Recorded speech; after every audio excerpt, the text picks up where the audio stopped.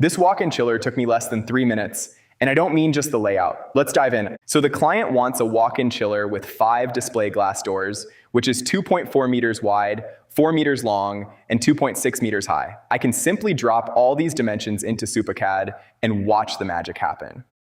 Okay, now let's select the room and name it chiller.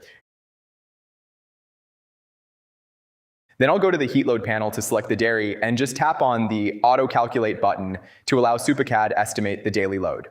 Boom, we got the heat load done instantly. Now let's jump over the door panel.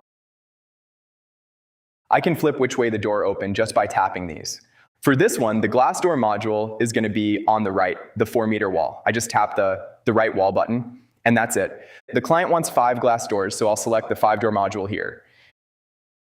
And I can also decide which way the doors swing. For this one, let's go with swing right.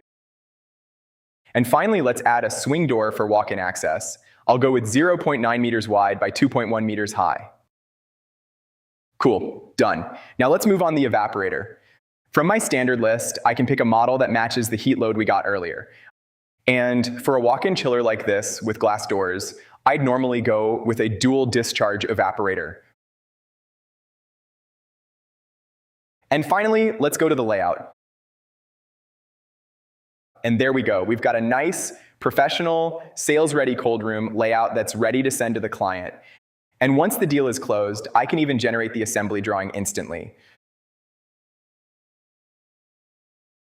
So that's the whole workflow, from a basic cold room inquiry to something I can actually send to the client in under 3 minutes. If your cold room design workflow is taking way longer than this, give SupaCAD a try. So I'll see you in the next one.